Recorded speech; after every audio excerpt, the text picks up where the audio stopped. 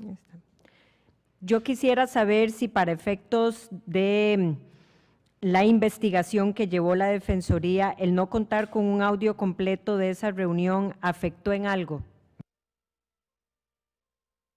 Muchas gracias, agradezco mucho esa pregunta porque me permite aclarar que el trabajo de la Defensoría fue un trabajo técnico-jurídico, de lo cual nos basamos en correos electrónicos, en estudios técnicos y jurídicos de leyes, decretos, las entrevistas, las minutas, por lo cual el trabajo que hizo el equipo estaba basado en un montón de material y de hechos.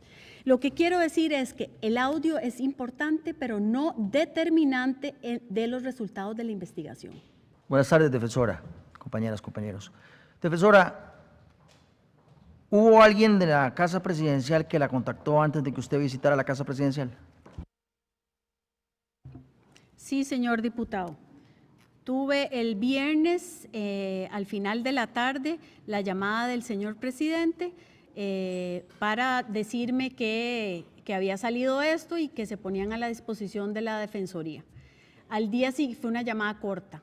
Al día siguiente, el sábado, me llamó el ministro de la Presidencia de ese entonces y el ministro me dijo que querían ponerse a las órdenes de la Defensoría para que nosotros pudiéramos hacer la investigación que ya habíamos y los datos que queríamos investigar, que habíamos mandado el oficio el viernes.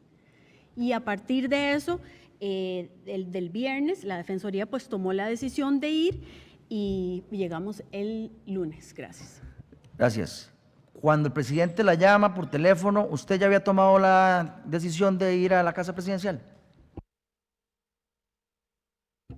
No, señor, pero ya habíamos mandado el oficio pidiendo información.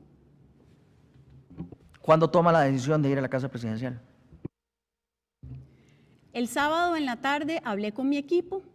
Después de las 2 llamadas, decidimos cuál era la forma correcta de actuar y decidimos que el lunes agarrar información, ver cómo podemos hacer la investigación, iba a ser muy valioso para esta investigación que necesitaba dar resultados importantes para los habitantes de Costa Rica. ¿La decisión de ir a la Casa Presidencial fue posterior a la llamada del ministro de la Presidencia? Sí, señor diputado, fue posterior y fue una decisión de equipo de la Defensoría. Con posterioridad a la visita a la Casa Presidencial, ¿ha habido alguien del Poder Ejecutivo que la haya llamado o se haya acercado a usted? Posterior a la Casa Presidencial. Sí, señor diputado. Tuve el 28 de febrero, tuve 2 llamadas, una del presidente de Limas, diciendo que estaba en desacuerdo de lo que yo había dicho en la conferencia de prensa, que si yo iba a rectificar, yo le dije que los datos que yo había dado eran correctos y que si él necesitaba que él lo podía aclarar desde Limas. Nada más me escribió de vuelta, lamento mucho que sea así. Y recibí otra llamada del embajador de Costa Rica en Guatemala, que tengo entendido, no sé en qué puesto trabajaba antes, a decirme que él había trabajado con este sistema, con estos datos y que los datos, que ellos no había una conexión entre Cinerube y el EDUS. Eso es lo que recuerdo de las conversaciones. Después de que la Fiscalía tomó cartas en el asunto, ¿alguien del Poder Ejecutivo la contactó a usted? Sí, señor diputado, y disculpe, me faltó otra visita que no la había mencionado. El 20 de mayo llegó un funcionario de la DIS a la Defensoría de los Habitantes. Estuvo ahí como una hora, siempre yo estuve acompañada de la defensora adjunta y habló de varios temas, mencionó la UPAD y me habló sobre el tema, según recuerdo esa conversación, me habló del tema del SART. ¿Y cuándo fue la visita? El 20 de mayo. ¿Y cuál es el nombre del funcionario? El señor es el señor Daniel Soleil. El exdefensor adjunto de la Defensoría. Sí, señor, el señor Soleil fue exdefensor adjunto. Cinerube tiene convenios para compartir información con muchas entidades. ¿Podría la Defensoría asegurarle a los costarricenses que esos datos sensibles están siendo resguardados? Señor diputado, eso es algo que yo no podría darle la respuesta. ¿Qué está haciendo la Defensoría para asegurarse de que así lo sea? Bueno, recordemos que el ente rector en tema de protección de datos es la PRODAV. La PRODAV, eso sería una pregunta directamente para ellos, que como ente rector. O sea, entiendo que la respuesta es nada. La Defensoría en ese caso no está haciendo nada respecto a eso específico, más que la investigación que hicimos y hablamos sobre este tema. Usted ahora le estaba mencionando al diputado Muñoz que posterior a la visita que usted realizó a Casa Presidencial, usted recibió llamadas tanto del presidente de Limas como del embajador de Costa Rica en Guatemala, ¿es correcto? Sí, señora. ¿De qué trataron esas llamadas? ¿Precisaron en relación con el tema UPAT? En el caso, eso fue el 28 de febrero, después de que la Defensoría de los Habitantes presentó sus conclusiones, la llamada con el presidente de Limas, lo que dice es, señora defensora, usted dio información que era incorrecta, yo le dije que no, que era correcta, que teníamos la ficha FIS y decía exactamente eso que yo había dicho. Entonces, nada más después me mandó un mensaje WhatsApp diciendo, lamento mucho que sea así. Y unas horas después, o media hora después, o una hora después, eso no recuerdo, según me acuerdo más o menos, no me acuerdo el tiempo, el embajador de Guatemala, del embajador de Costa Rica en Guatemala, recibí una llamada de él y lo que me decía era que él había trabajado en esos temas antes, no sé si había trabajado en el IMAS o no sé en qué institución, y que no había un convenio entre el EDUS, que no se compartía información entre el EDUS y el Cinerube. Del equipo de la Defensoría que usted indica que la acompañó, ¿cuál fue la persona que grabó el audio? Había un equipo, como le dije, ya había… ¿Se puede referir o al nombre o al cargo? Bueno, en ese caso, en este momento hay una investigación de la auditoría interna, el cual todos ustedes en la comisión tienen acceso, pero es confidencial de acuerdo a la Contraloría y de acuerdo también a jurídicos de mi institución. Ya usted ha mencionado acá que han existido varios informes, varios borradores. En uno de esos borradores se mencionaba a don Rodolfo Pisa. El señor Rodolfo Pisa está aquí en el expediente como uno de los firmantes del convenio. Gracias. De acuerdo, pero entonces en el informe que ustedes mencionaron inicialmente se mencionó como uno de los responsables de todos estos procesos a Rodolfo Pisa. Nada más le recuerdo que está bajo la fe de juramento. ¿Cuál es la pregunta exactamente, señora? Si Rodolfo Pisa aparecía dentro del informe en uno de los primeros borradores. Apareció en el nombre de él dentro del informe, todavía nuevamente dice el ministro de la Presidencia y el año, y además habían otros nombres, se quitaron desde el punto de vista técnico, se dejaron los títulos de todos los jerarcas y los años. Entonces, y además en los anexos claramente están quién firmó, los nombres. Pero entonces los hechos se hicieron clarito. Sí se eliminaron nombres del informe. ¿Perdón? Se eliminaron nombres del informe. Se editó el informe para que quedara de lo más basado en hechos. Nuevamente, Ok, y más bien, señora diputada, permítame, yo creo que sí, es realmente importante. ¿se eliminó, sí o no, el nombre de Rodolfo Pisa del informe? Más como dentro del análisis y no como uno de los firmantes del convenio. En los 8 informes estuvo en uno. Ok. ¿Usted le realizó Igual, señora cambios a diputada, ese informe? no, y además estuvo también el nombre, en ese mismo único informe estuvo el nombre del viceministro de planificación y hubo otros nombres. Lo que se dejó fue exactamente los títulos y los años. Y además todo está en los expedientes. En el expediente están los nombres claritos de todos. Usted nos ha planteado acá que el 4 de marzo fue el día que usted se dio cuenta de que el audio estaba incompleto. ¿En qué fecha termina el informe de la auditoría?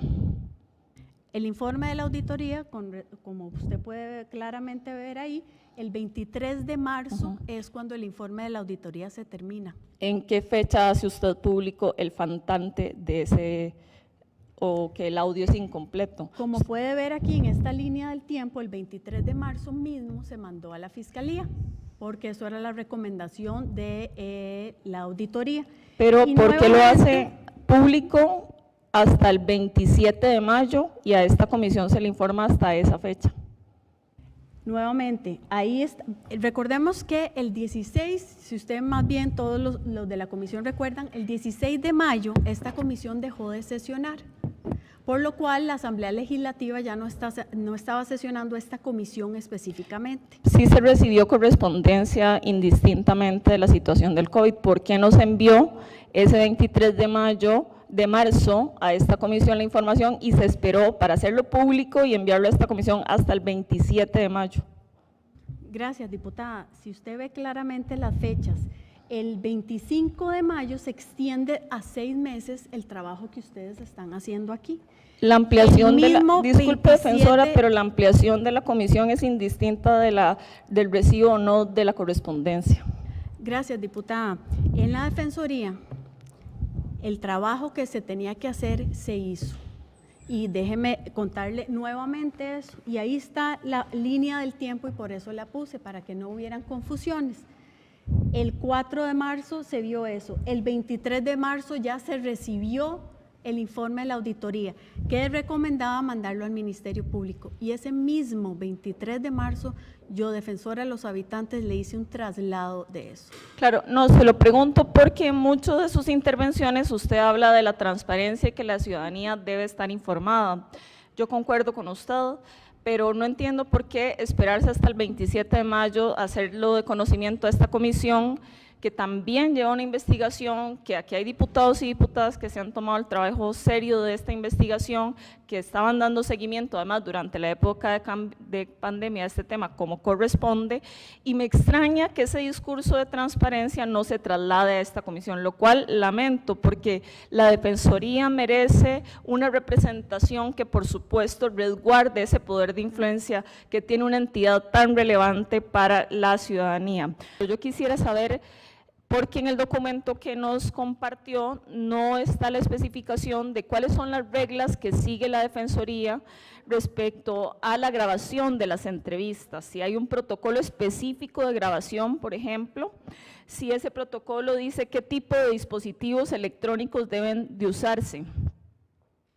Porque en el que nos compartió habla de la vestimenta, de cómo ingresar, pero no habla de la seriedad técnica que corresponde para poder grabar una audiencia de esta naturaleza. Gracias, señora diputada.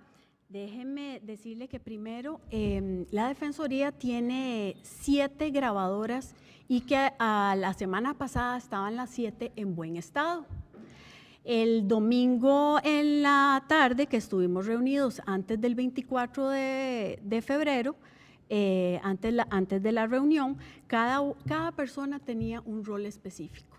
y yo ahí los presenté. La persona de la directora de jurídicos encargada de blindar el proceso jurídicamente, la persona, ya les dije los demás, los técnicos, y la persona, el jefe de comunicación, el jefe de tecnología, cada uno tenía un rol muy claro y una función, y cada uno tenía que seguir su trabajo. Gracias.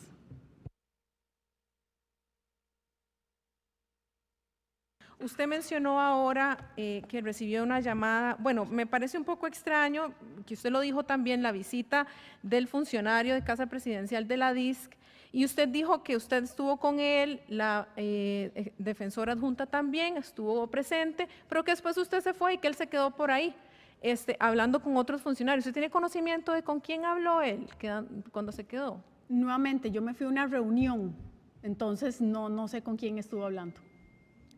Bueno, ¿cuándo se enteró usted que se pierde el audio, defensora? El día que pido todo el expediente para prepararme para venirle a presentarles a ustedes la información, que ahí es el 4 de marzo, porque fue el día después de mi cumpleaños y por eso me acuerdo. El 4 de marzo. El 4 de marzo. Muchas gracias. Gracias. Usted menciona ahora también otra llamada u otra comunicación que tuvo con usted, un embajador. ¿Usted me puede dar el nombre de esa persona, por favor? No recuerdo el nombre. Me dijo que era el embajador de Costa Rica en Guatemala. ¿Es Emilio Arias? Creo que sí. Ajá. Don Emilio Arias, expresidente de Limas. Seguramente, no, esos datos no los tengo. ¿Por qué tarda usted tanto tiempo, señora defensora, en hacerle la pregunta a Casa Presidencial sobre la visita del funcionario de la DISC? Usted dice que él la visitó el 20 de mayo, pero usted envió el oficio, según nos ha informado, el 12 de junio, o sea, el viernes pasado. ¿Por qué tarda usted tanto tiempo en hacerle esa pregunta a Casa Presidencial? Señora diputada, primero me pareció muy rara esa visita o esa llegada. Y además, con lo que se habló, todavía me pareció más raro. Yo le dije, no, vean, la Defensoría no va a dar ninguna opinión hasta que nosotros podamos investigar, y eso es un tema que yo no conozco. Entonces, yo le puse una barrera importante, o no una barrera, sino como un espacio, o tal vez la palabra no es espacio, sino como aquí no es el lugar donde hay que venir a hacer eso, pero a mí me interesaba saber ¿quién lo había mandado? ¿Cuál era el objetivo y para qué? Porque un funcionario de la DIS no llega a la Defensoría de los Habitantes a reunirse con la defensora, a buscar a la defensora para hablar de un sistema también que tiene que ver con información. En relación a la pérdida del audio, señora defensora, cuénteme, ¿existe el protocolo de manejo de información? Porque yo no me quedó claro ahora que usted respondió. Sí, señora diputada, sí existe un protocolo de manejo de información y manejo de información sensible dentro de la Defensoría de los Habitantes. Inclusive le puedo mandar la información aquí. ¿Pero el protocolo específico de los audios? De los audios sí hay un protocolo que no es suficientemente fuerte. Y basado en que no es suficientemente fuerte para mantener eso, la Defensoría de los Habitantes, yo ordené que se hiciera una comisión, que ya hay un borrador, y para que eso no vuelva a pasar nunca más. Gracias. No importa. Las personas que están mencionadas en ese equipo de la presidencia fueron los que estuvieron presentes desde el inicio de la reunión con ustedes.